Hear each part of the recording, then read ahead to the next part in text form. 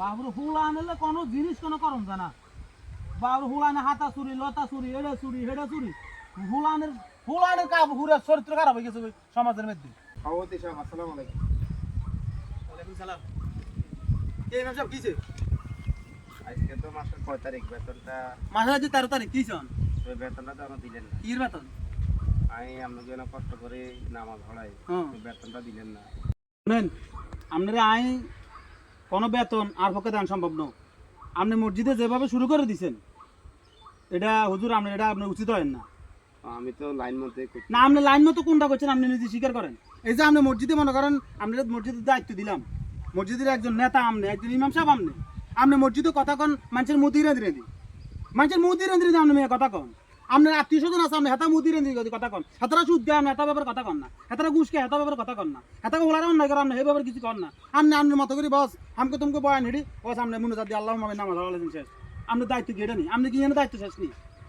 আমি তো আসলে বলতে চাই অনেক, আমার তো যদি আবার ওনারা তো বুঝেনি। হ্যাঁ তারা কি আপনি মারিলে তিরবুনি না আপনি চাকরি খাই দিবা, চাকরি খাই দিলে খাই দেখ না। হাজার হাজার মসজিদ আছে মেয়ে, আপনি টেনশন করেন না। আপনার কাঁধের মধ্যে আল্লাহ তাআলা কত বড় দায়িত্ব দিচ্ছে, আপনি দায়িত্ব পালন করেন না মেয়ে। সভাপতি সাহেব আসলে হেতাকেও বিষয় নিয়ে আমি কথা বলি, হ্যাঁ হেতারা প্রভাবশালী, হেতাকেও জনন বেশি, পয়সা করেই আছে বেশি। হ্যাঁ যদি আর বাদ করে দেয় বা আর গাত আটটা তোলে, আমি এই হিসাবে এত এত মগের মূল্য গায়ে গেছে দেশ, এত বড় সাহস হয়ে গেছে কই হুজুরের মসজিদের মধ্যে বয়ান করব, মানে যেটি ইসলামে নাই এটি কইব। ইসলামের বিরুদ্ধে তো হুজুরে কিছু কইতো না, কোরআন হাদিসের বাইরে তো হুজুরে কিছু কইতো না। কোরআন হাদিসের ভিতরে যা আছে হুজুর তা কইব। এবারে আপনার হালার গাত লাগক না হমতির গাত লাগক না আপনার হোরের গাত লাগক, এটা তো ইমাম সাহেবের দেখার বিষয় না। ইমাম সাহেব এটা দেখার বিষয় না, কিন্তু ইমাম সাহেবের কাঁধের মধ্যে আল্লাহ তাআলা বিশাল এক দায়িত্ব দিয়ে দিয়েছে। আপনার দায়িত্ব আপনার জায়গাটা আপনি পালন করতে হইব।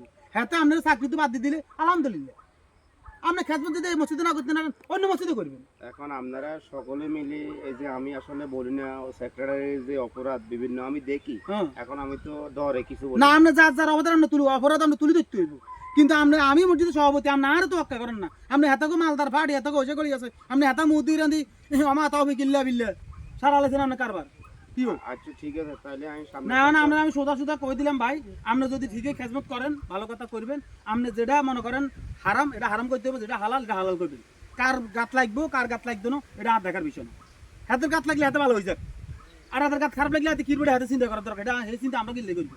আপনি যদি এটা করে যদি মসজিদে থাকতেন না তাইবেন, আর যদি কম বেলে না সভাপতি সাহেব এটা হাইতেন না তাহলে আপনার আরে জ্বালাইয়েন না, আপনি চাকরি আপনি অন্য সামনে যান।